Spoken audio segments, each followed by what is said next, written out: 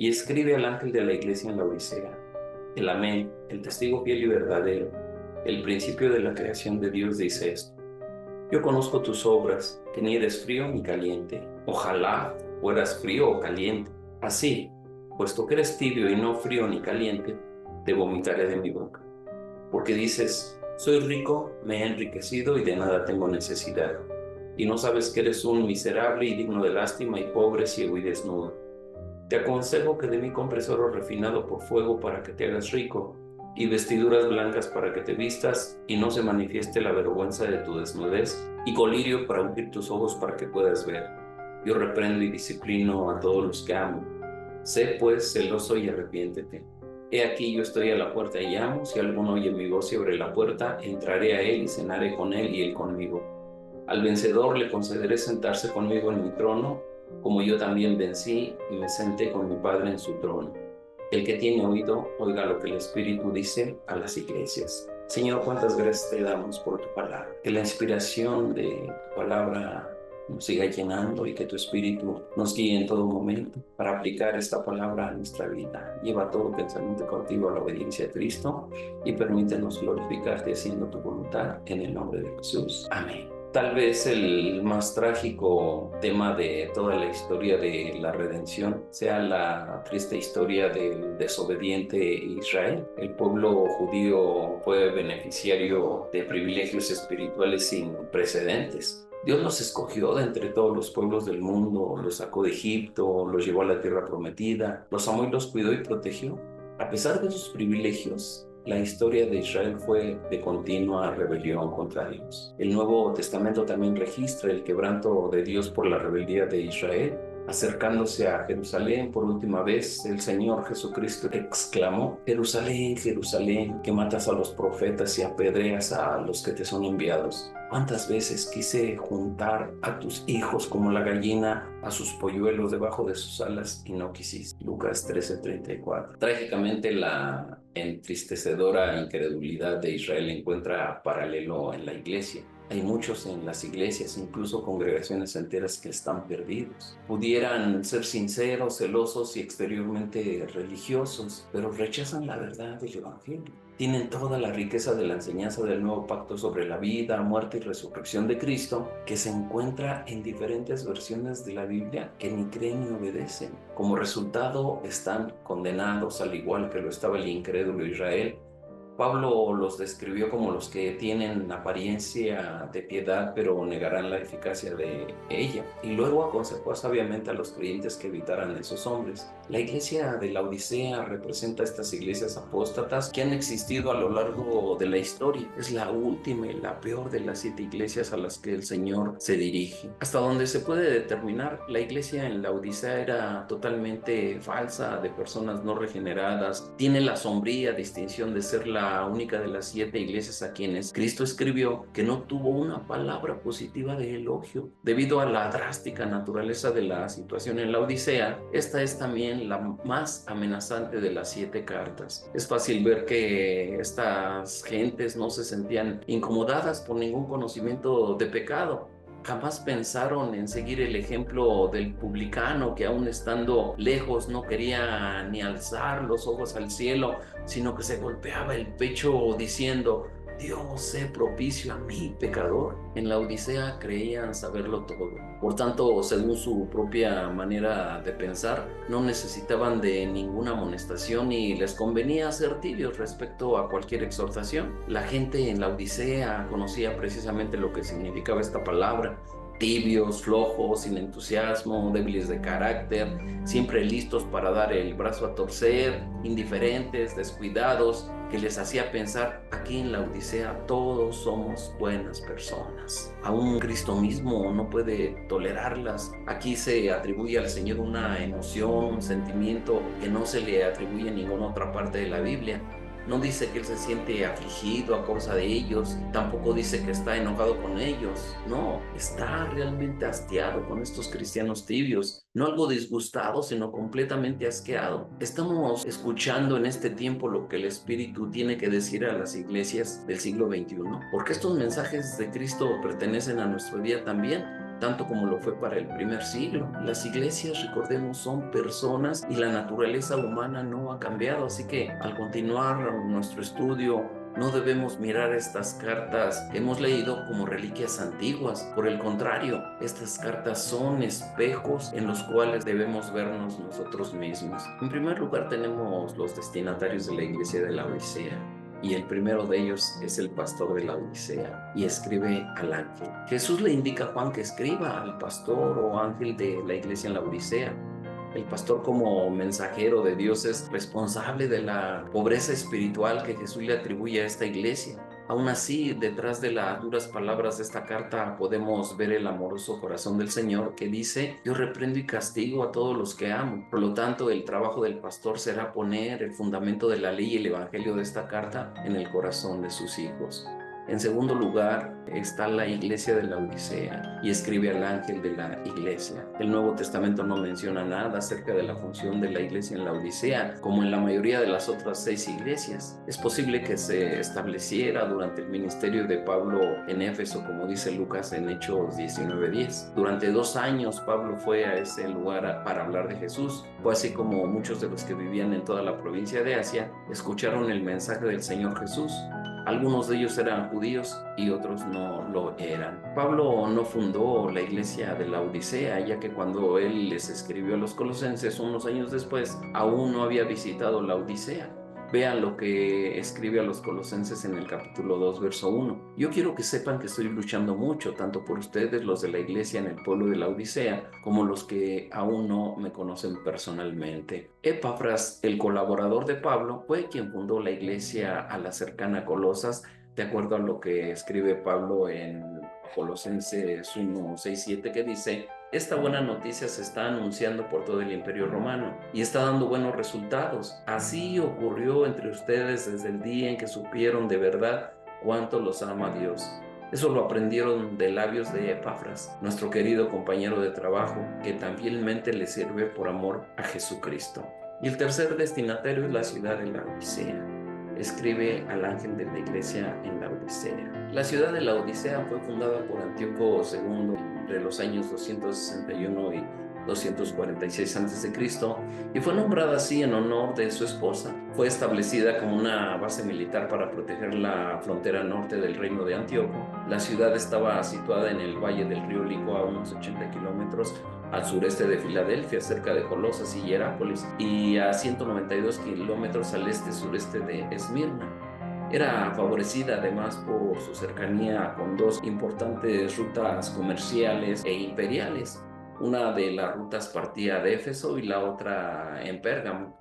Durante el Imperio Romano, la Odisea llegó a ser la ciudad más rica de Frigia, bendecida con la tierra fértil del valle del río Lico. La Odisea era poseedora de ricos pastos para la crianza de ovejas. Haciendo uso de cruzas cuidadosas, los ganaderos de la Odisea lograron conseguir la producción de una lana negra, suave y brillante, cuya comercialización estaba en gran demanda.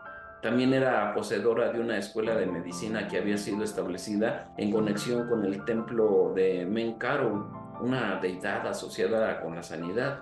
Los maestros de dicha escuela llegaron a producir un ungüento con propiedades para curar enfermedades de los oídos y un colirio para las enfermedades de la vista. Quizá el principal problema de la ciudad yacía en el abastecimiento de agua. El precioso líquido era suplido desde una fuente situada a casi 10 kilómetros de distancia, en la ciudad de Denizli.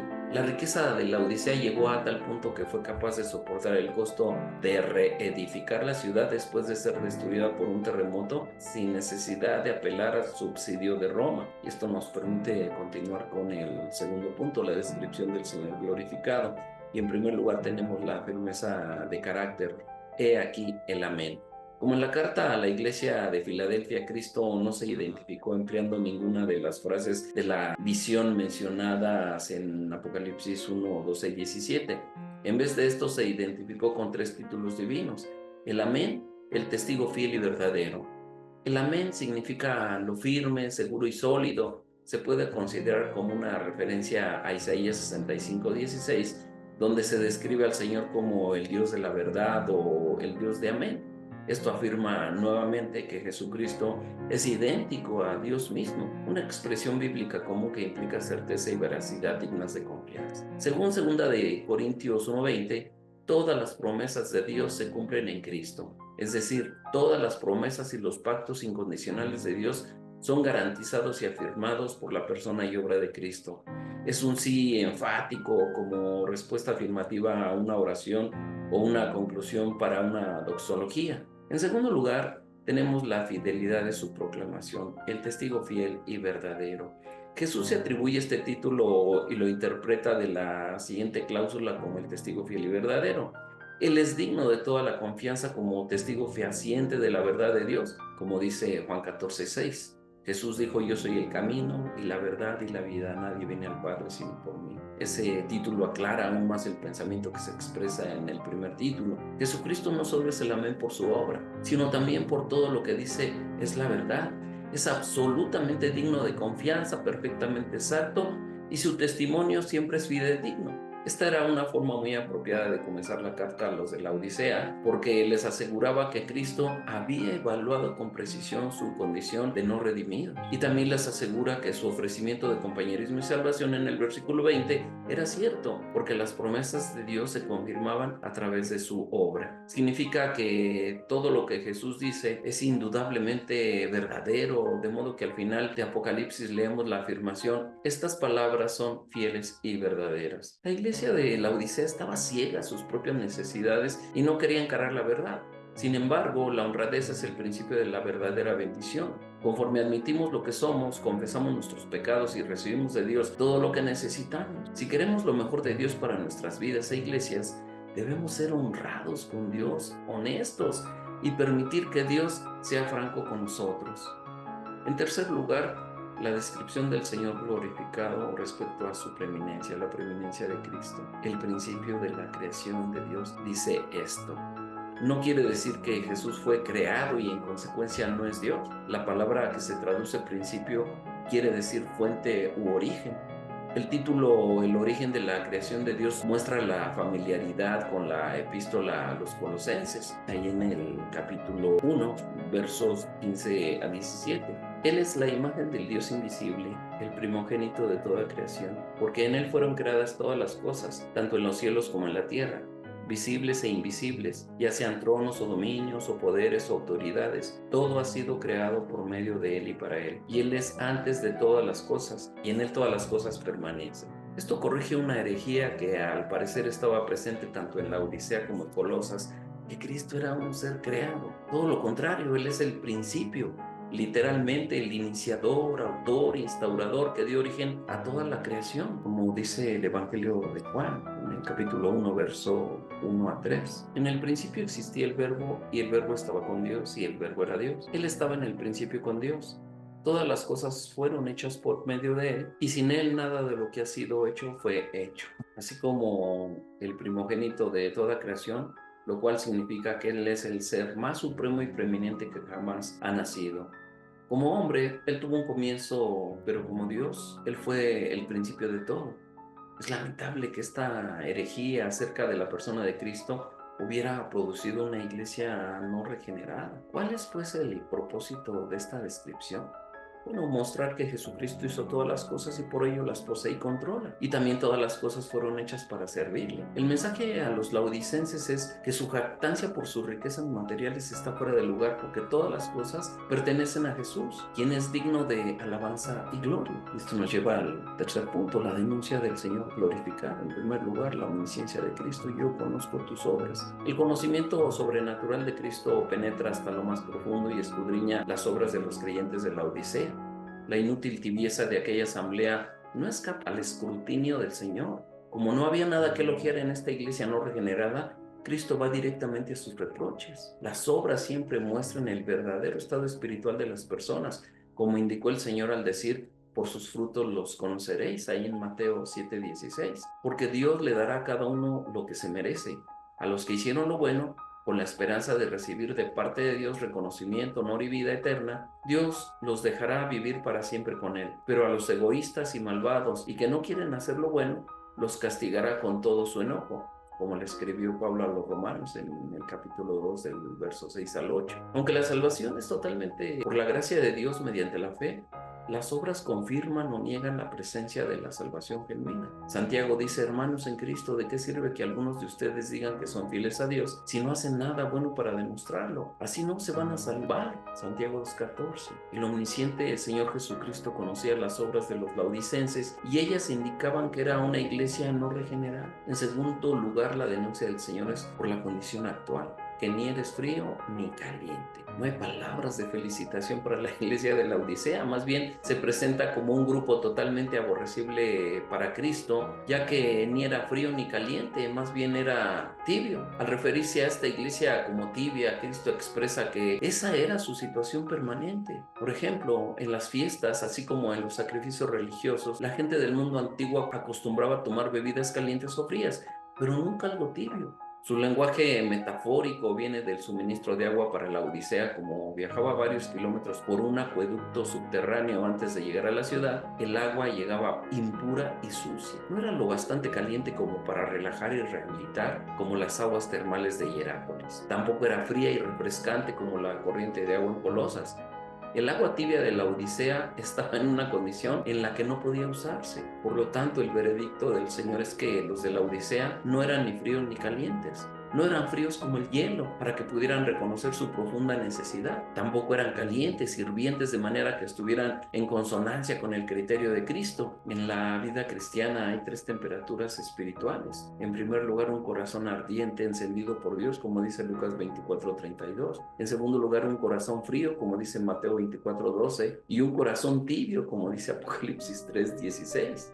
Y esto nos permite continuar con el tercer punto, la voluntad de Cristo. Ojalá fueses frío o caliente. Esta iglesia recibe el ataque más duro de todas las iglesias. Con todo y eso, el Señor siempre es misericordioso. El Señor Jesucristo no pierde tiempo en elogios. Le dice: yo conozco tus obras, que ni eres frío ni caliente. Ojalá fueras frío o caliente. Esos manantiales no proporcionaban ni agua potable ni aguas termales con propiedades terapéuticas. Tibio, por lo tanto, sugiere sin uso adecuado, sin eficacia. El deseo del Señor respecto a los creyentes de la Odisea manifiesta su compasión y contrariedad por lo que podrían haber sido. A diferencia de algunas otras iglesias, Jesús no censura a la iglesia en la Odisea por pecados de herejías o idolatrías, sino por su actitud. La iglesia de la Odisea ni era fríamente indiferente, ni tampoco era ferviente en espíritu. Como dice Pablo en Romanos 12:11, trabajen con mucho ánimo, no sean perezosos. Trabajen para Dios con mucho entusiasmo. La Odisea no tenía ese entusiasmo. Si los laodicenses no hubieran escuchado nunca el Evangelio, habrían sido fríos en un sentido espiritual. Suponemos que la primera generación de cristianos de la Odisea aceptó el Evangelio y brilló con fuego espiritual y de entusiasmo, pero sus descendientes, la segunda generación, eran tibios. No tenían interés en ser testigos de Jesucristo, en vivir una vida de servicio para el Señor o en predicar y enseñar su evangelio para que avanzara su iglesia y el reino. Aunque tenían las escrituras, eran apáticos, indiferentes y despreocupados en cuanto a las cosas del Señor. No sorprende que Jesús dijera: conozco tus obras, con la implicación de que no había ninguna. Como creyentes en Jesucristo tenemos toda razón para ser fervientes en espíritu, como hemos leído en Romanos 12:11. La oración ferviente también es esencial, como dice Colosenses 4:12. Con razón Pablo ordenó que su carta a Colosas se la enviaran a la iglesia de la Odisea. Esto nos lleva al punto 4, el diagnóstico de Cristo. Pero por cuanto eres tibio y no frío ni caliente, bueno, ya vimos que la Odisea tenía agua tibia y sucia que corría a lo largo de varios kilómetros de acueductos subterráneos. Los visitantes que no estaban acostumbrados a consumirla casi siempre la escupían de inmediato. La iglesia de la Odisea no era fría en el sentido de rechazar a Cristo abiertamente, pero tampoco era caliente o llena de celo y vigor espiritual. En lugar de esto, sus miembros eran hipócritas y tibios que profesaban conocer a Cristo, pero en realidad no le pertenecían. La palabra tibio era conocida aún por Heródoto, quien la usó para describir las aguas insípidas que causaban náuseas. La figura aquí expresada tuvo que haber impactado grandemente a la iglesia de la Odisea. Esta tibieza pudiera mostrar mediocridad o neutralidad pasiva de los laodicenses que se amoldaron a la sociedad de aquel entonces. El calificativo de tibio sugiere que hubo un tiempo en que los creyentes eran calientes, ardientes, pero ahora se habían enfriado. Los tibios manantiales manantiales cercanos de Hierápolis eran claramente visibles desde la Odisea. La iglesia de la Odisea no se había vuelto indiferente porque los intereses mundanos habían enfriado su fervor, sino que se había vuelto ineficaz porque al creer que estaban bien dotados espiritualmente, sus miembros habían cerrado la puerta dejando fuera a su verdadero proveedor. Habían excluido a Cristo y pensaban que podían prescindir de Él. Con ello se habían vuelto totalmente ineficaces como iglesia. Sin Cristo, la iglesia está muerta. Y esto nos lleva al quinto punto, el rechazo de Cristo. Te vomitaré de mi boca. Comparando su estado espiritual con el agua impura y sucia de la ciudad, Cristo dio a la iglesia de la Odisea una reprensión poderosa y estremecedora. Te vomitaré de mi boca. Algunas iglesias hacen al Señor llorar, otras lo hacen disgustarse. La iglesia de la Odisea lo enfermó. Las personas espiritualmente calientes son las que están espiritualmente vivas y tienen el fervor de una vida transformada. Las espiritualmente frías, por otra parte, las podemos ver como las que rechazan a Jesucristo abiertamente. El Evangelio no las afecta, no produce en ellas respuesta espiritual alguna.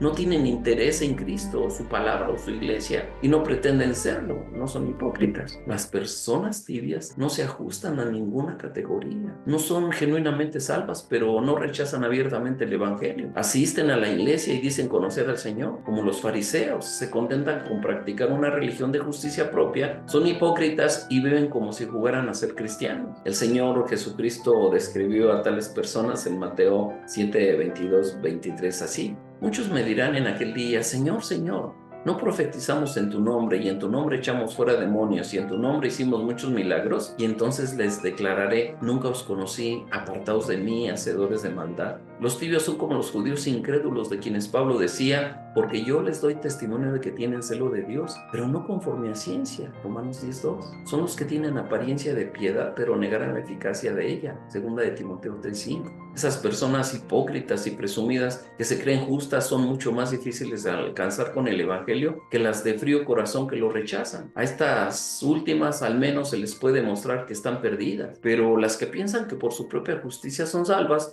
muchas veces ocultan sus sentimientos religiosos y no están dispuestas a reconocer su verdadera condición. No son lo bastante frías como para sentir el amargo aguijón de su pecado. Por consiguiente, no es más que aquel que hace una profesión sin pensarlo bien, pero que nunca experimenta la genuina fe salvadora. No hay otra persona más difícil de alcanzar para Cristo que un falso cristiano. Lamentablemente esas iglesias tibias abundan en la actualidad, lo que da gran importancia a la carta de la Odisea, como observa John Stott. Tal vez ninguna de las 7 cartas sea más apropiada para la iglesia del siglo XXI que es. Describe vívidamente la religión respetable, sentimental, nominal y superficial que está tan extendida entre nosotros en la actualidad. Nuestro cristianismo está debilucho y anémico. Parece que hemos tomado un baño tibio de religión. Bueno, por esa razón continuamos con el punto 4, la condenación de la autosuficiencia. Y en primer lugar, tenemos la presunción de la Odisea, porque tú dices, yo soy rico y me he enriquecido. Aquí tenemos la vanagloria de la Odisea, lo que hoy se llamaría la autoestima de los creyentes de la Odisea, era totalmente desproporcionada. La frase es una especie de autofelicitación. Tú dices. Los de la iglesia de Sardis tenían un nombre o una reputación delante de los demás, que estaban muertos. Pero los de la Odisea manifestaban una vanagloria basada totalmente en su propia autoestima o en su propia falsa autoestima. Y esto nos lleva al punto 2, la autosatisfacción de la Odisea. Y de ninguna cosa tengo necesidad. Esta es una manifiesta declaración de autosuficiencia. La frase es enfática.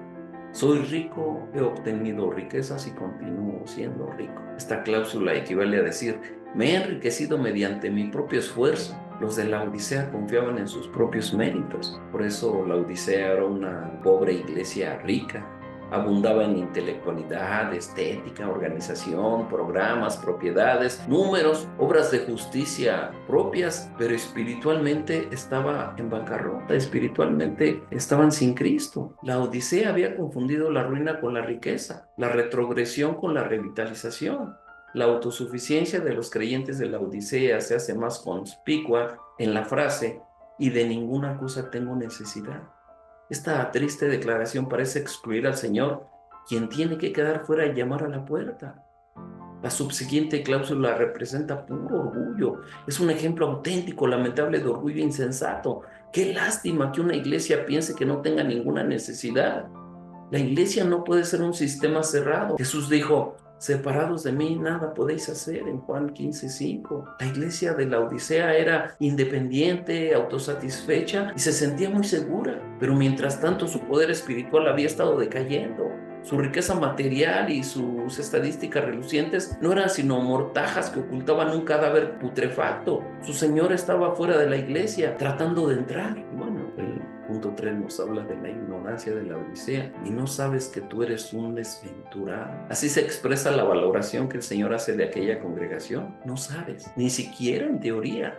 Sugiere que los de la Odisea no tenían percepción y discernimiento espiritual. Tú eres, es decir, tú mismo, una enfática acusación que indica la culpabilidad del acusado. Desventurado significa desdichado, miserable e infeliz. Otros sinónimos son miserable, perverso y ruin. La Odisea era una ciudad rica y un centro bancario. Tal vez algo del espíritu del mercado de trabajo se introdujo en la iglesia de modo que sus valores se torcieron. ¿Por qué es que tantos boletines de iglesias y papeles membretados muestran solo fotografías de edificios? ¿Son estas las cosas que son más importantes para nosotros en la actualidad? La Junta de la Iglesia de la Odisea con orgullo podía mostrarte el más reciente informe anual con sus impresionantes estadísticas y sin embargo Jesús dijo que estaba a punto de vomitarlos de su boca. El punto 4 en realidad muestra la condición de la Odisea: miserable, pobre, ciego y desnudo. Todos estos adjetivos expresan la condición de humillación y vergüenza como Cristo ve a esta iglesia en realidad. La iglesia de la Odisea era desventurada y miserable, un objeto de lástima debido a su triple condición: pobre, espiritualmente en bancarrota como un mendigo que nada tiene; ciego, irremediablemente incapaz de ver su propia condición; y desnudo, sin un mínimo de genuina vestidura espiritual. Veamos qué dice la exhortación del punto 5, la exhortación a la recapacitación. Y en primer lugar tenemos una oferta de gracia. Por tanto, yo te aconsejo. Estas palabras son muy compasivas y amigables, porque no le dice yo te mando, sino yo te aconsejo. El Señor Jesucristo pudo haber juzgado y destruido instantáneamente esta iglesia llena de hipócritas sin redimir. En vez de eso, les ofreció misericordiosamente la genuina salvación. La triple solicitud de Cristo tiene como fundamento las tres características de la ciudad de la Odisea que la hacía más famosa y de las cuales estaba más orgullosa: su riqueza, su industria de la lana y la producción de colirio. Cristo les ofreció oro espiritual, vestiduras espirituales y vista espiritual. Desde luego que el Señor no enseñó que la salvación pudiera ganarse con buenas obras. Los pecadores perdidos no tienen con qué comprar la salvación. Efesios 2, 8, 9 dice: porque por gracia sois salvos por medio de la fe, y esto no de vosotros, pues es don de Dios, no por obras para que nadie se gloríe. El Señor aconseja a cambiar lo falso de lo pasajero y a adquirir de él los genuinos valores eternos del reino de Dios. El Señor no da un mandamiento, sino que hace una oferta de gracia con una perspectiva de las cosas tan terriblemente distorsionadas. La iglesia de la Odisea necesitaba ser corregida. Para una ciudad sagaz, calculadora y mercantil, el Señor usa el método más adecuado. La iglesia de la Odisea necesitaba adquirir tres cosas del Señor. Cristo les ofreció la mejor alternativa espiritual a las tres industrias físicas que tanto orgullo y seguridad física les provocaban o les proveían. Cada elemento era una expresión especial de la oferta de salvación genuina. En segundo lugar, tenemos una oferta de salvación: que de mí compres oro refinado en fuego. Cristo les aconsejó que compraran de él tres cosas, todas las cuales simbolizan la redención verdadera. En primer lugar, tenían que comprar oro refinado en fuego para que fueran ricos. Aquí el comprar es lo mismo que la invitación a la salvación que hace en Isaías 55:1. A todos los sedientos, venid a las aguas, y los que no tienen dinero, venid, comprad y comed. Venid, comprad sin dinero y sin precio vino y leche.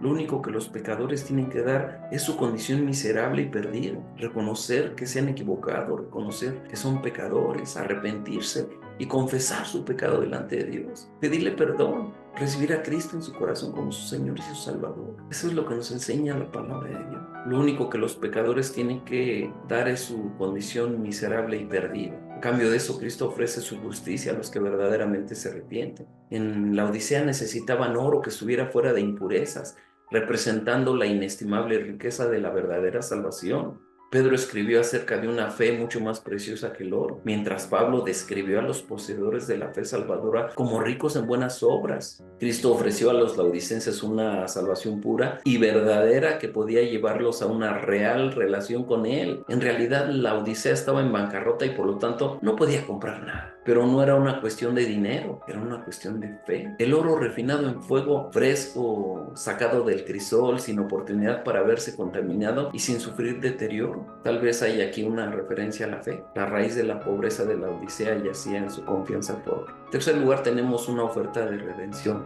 para que seas rico. Solo la fe en Cristo podía enriquecer la vida de aquella congregación. Aquí tenemos una cláusula de propósito para que seas rico. La verdadera riqueza es la que se acumula en el cielo, como dice Mateo 6, 19, 21. No traten de amontonar riquezas aquí en la tierra. Esas cosas se echan a perder o son destruidas por la polilla. Además, los ladrones pueden entrar y robarlas. Es mejor que amontonen riquezas en el cielo. Allí nada se echa a perder ni la polilla lo destruye. Tampoco los ladrones pueden entrar y robar. Recuerden que la verdadera riqueza consiste en obedecerme de todo corazón, dice el Señor. En Filipenses 3, 7, 9, Pablo escribe: pero cuantas cosas eran para mi ganancia, las he estimado como pérdida por amor de Cristo. Y ciertamente aún estimo todas las cosas como pérdida por la excelencia del conocimiento de Cristo Jesús, mi Señor. Por amor a Él lo he perdido todo y lo tengo por basura para ganar a Cristo y ser hallado en Él, no teniendo mi propia justicia que se basa en la ley, sino la que se adquiere por la fe en Cristo, la justicia que procede de Dios y se basa en la fe. Las cosas mencionadas en el versículo 18 son imposibles de adquirir con dinero. Por eso dice Isaías 55:1, sin dinero y sin precio. El precio que la Odisea debía pagar era el abandono de su estado de complacencia y su egocentrismo, arrepentirse de verdad, dar un giro de 180 grados, creer en Cristo,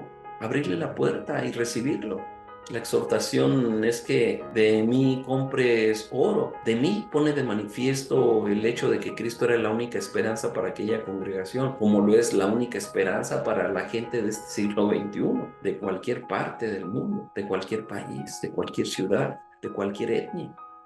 La respuesta al crítico o problema espiritual en los de la Odisea y en cualquier otra congregación es restablecer la correcta relación con Cristo. En cuarto lugar, también tiene Jesús para esta iglesia una oferta de justificación y vestiduras blancas para vestirte. Cristo les aconsejó que compraran vestiduras blancas para que se vistieran. La famosa lana negra de la Odisea simbolizaba los vestidos inmundos y pecaminosos con los que están vestidos los no regenerados. Veamos lo que dice Isaías 64:6. Todos nosotros somos como el inmundo, y como trapo de inmundicia todas nuestras obras justas. Todos nos marchitamos como una hoja, y nuestras iniquidades como el viento nos arrastran. Zacarías 3:4 también. Y Josué estaba vestido de ropas sucias en pie delante del ángel. Y este habló y dijo a los que estaban delante de él: quitadle las ropas sucias. Y a él le dijo: mira, he quitado de ti tu iniquidad y te vestiré de ropas de gala. En cambio, en contraste,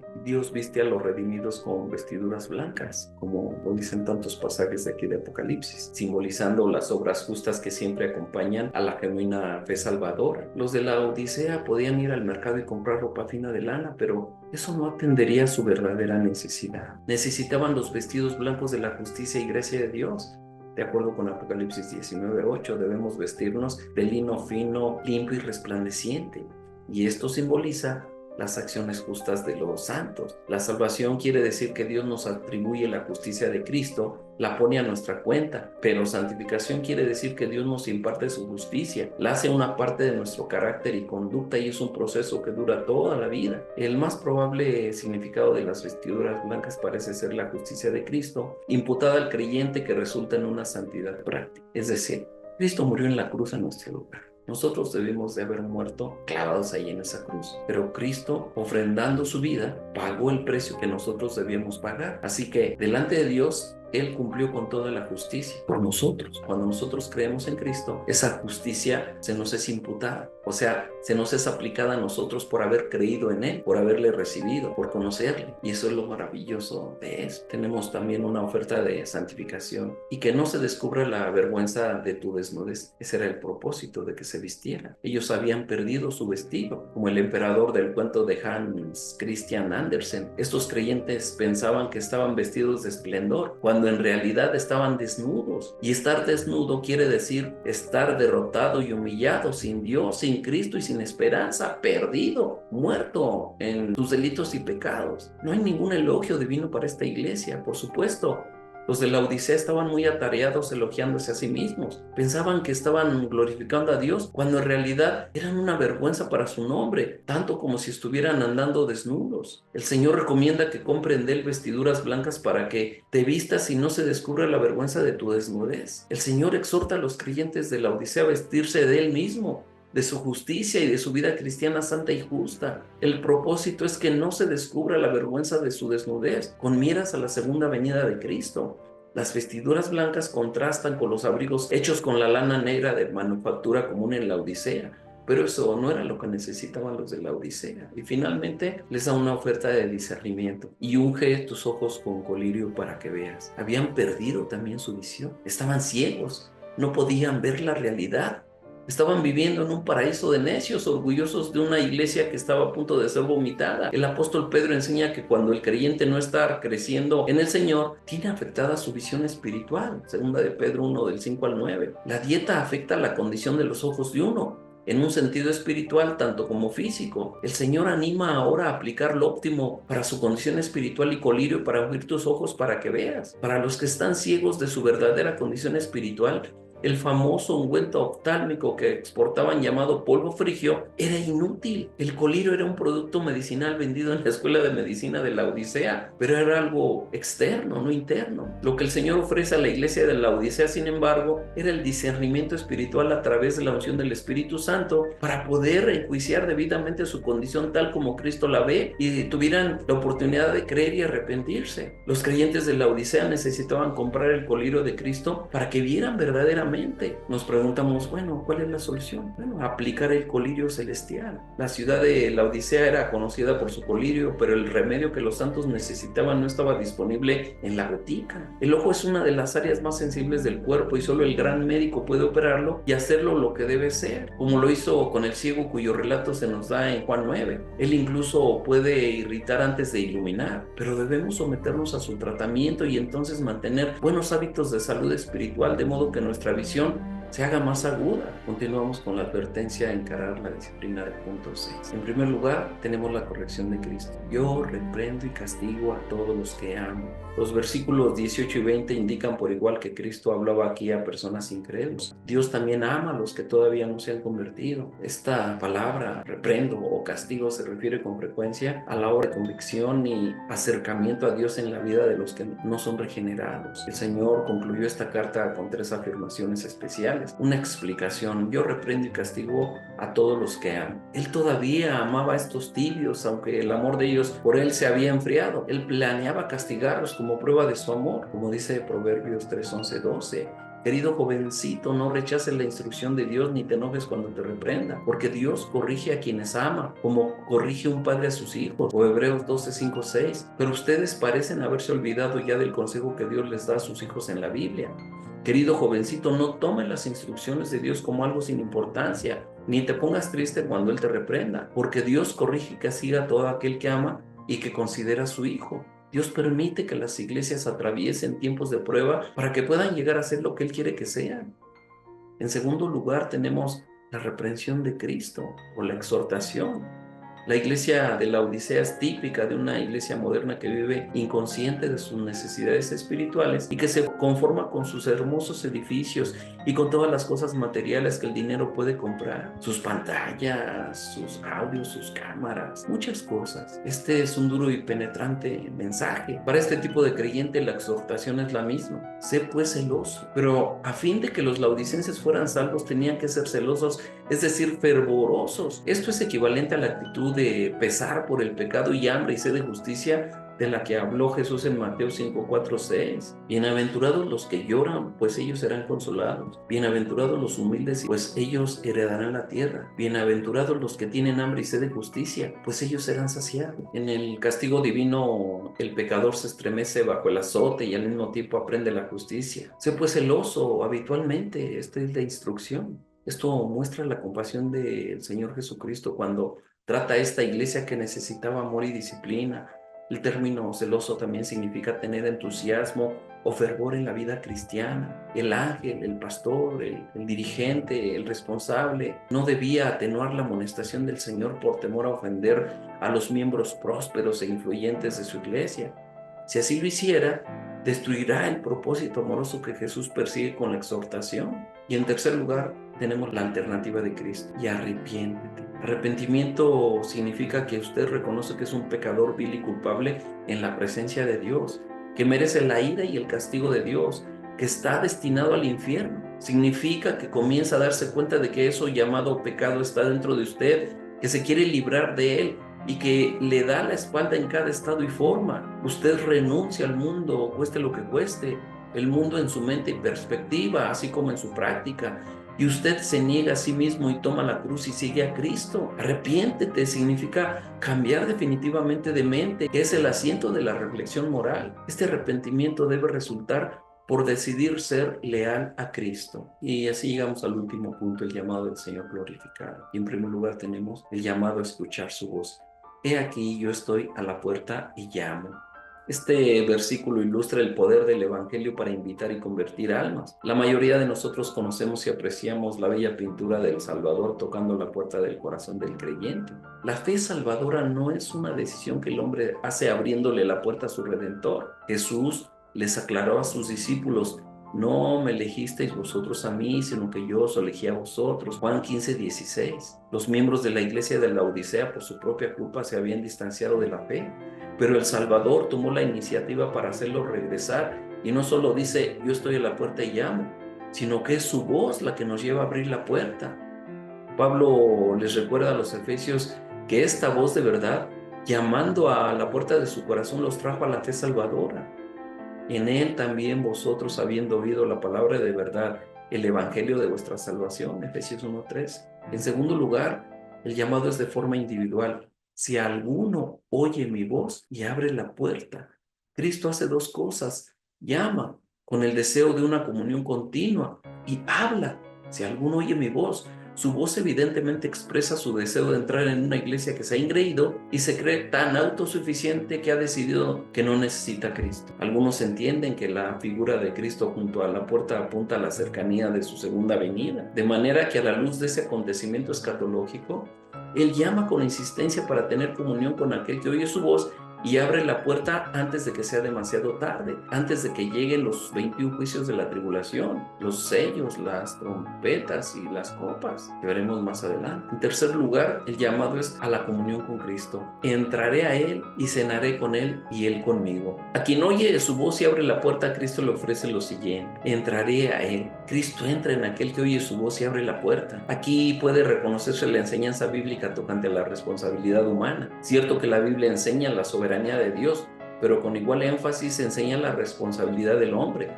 Dios no toma por asalto el bastión del corazón humano. Nótese que la invitación se dirige a cada congregante de la Odisea: si alguno oye mi voz y abre la puerta.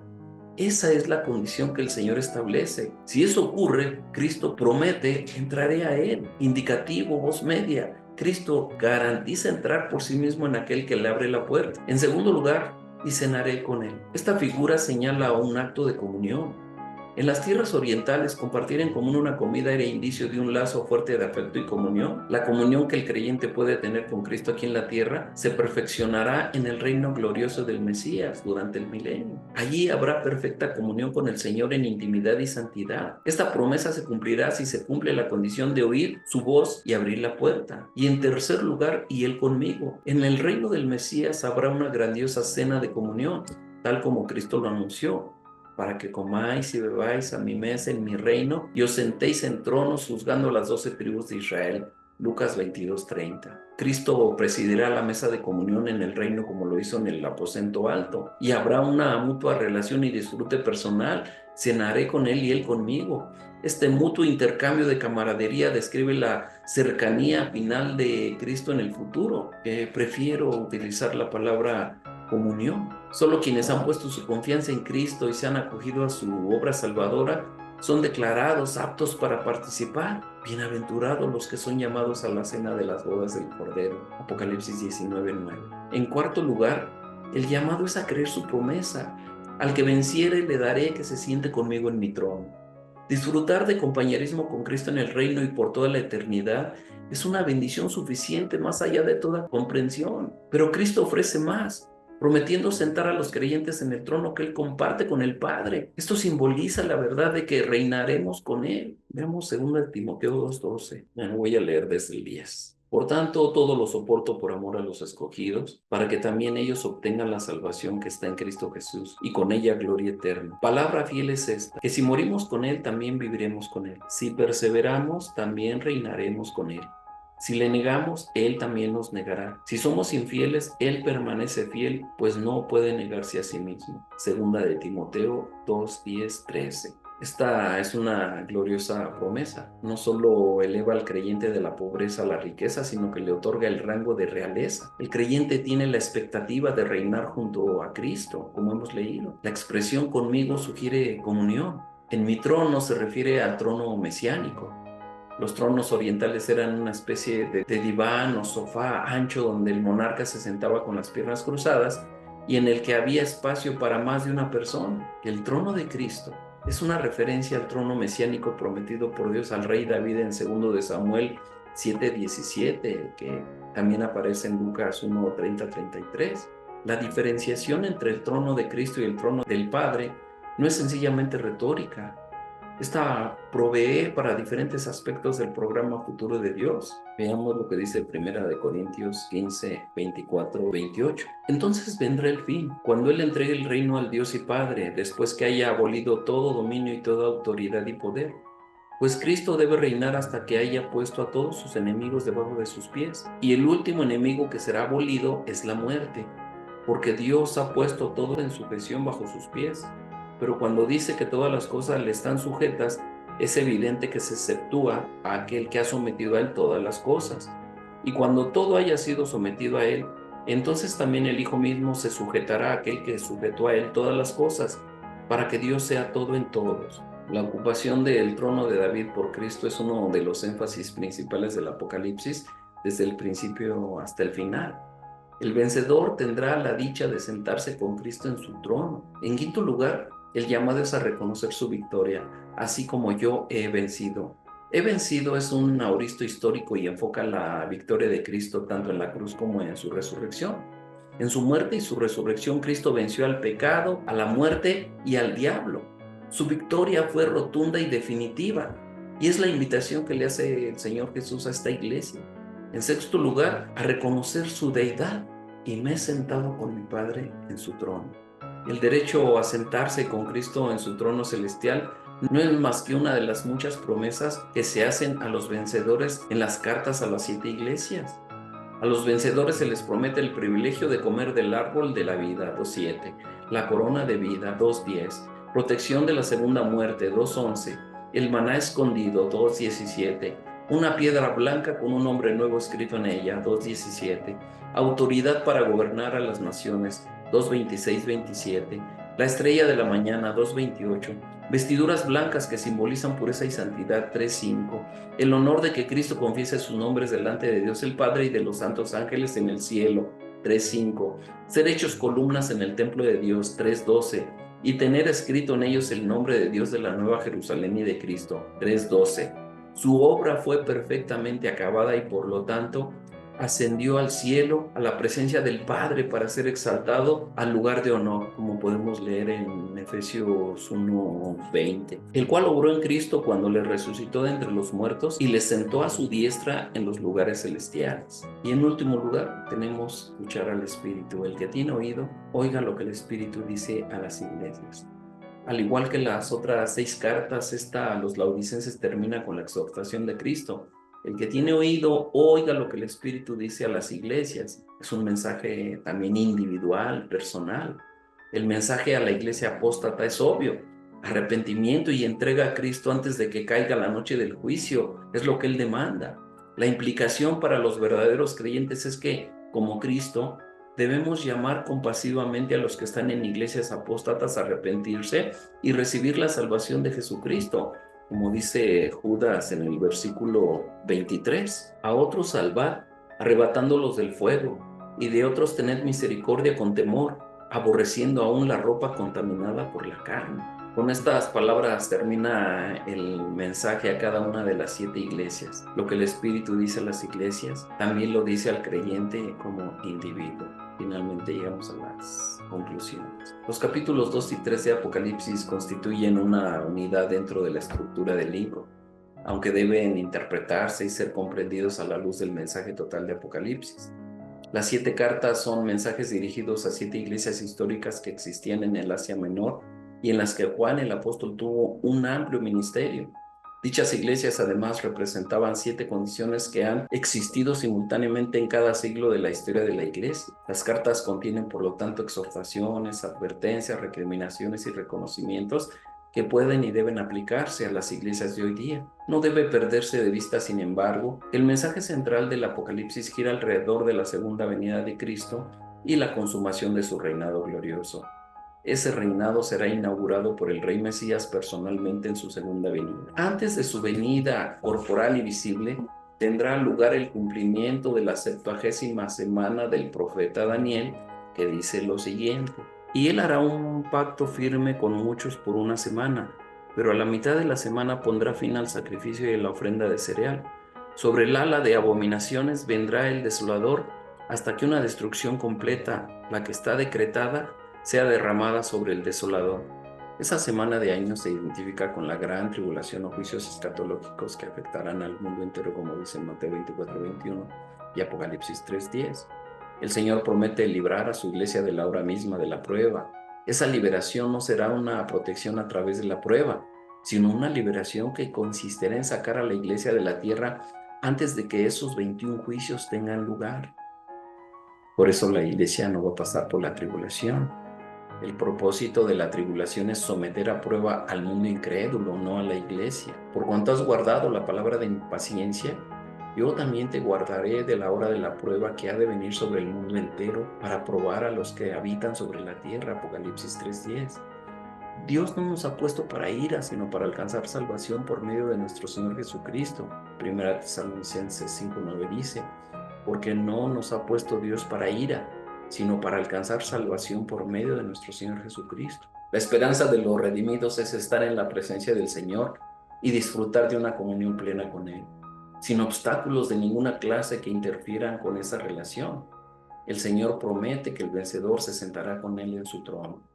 Su trono tiene que ver con el dominio que Cristo ejercerá como Rey Mesías. Cuando regrese la segunda vez a la tierra, Él reinará como Rey de Reyes y Señor de Señores, exhibiendo dentro del tiempo y de la historia la plenitud de sus atributos que estuvieron velados cuando vino a este mundo la primera vez.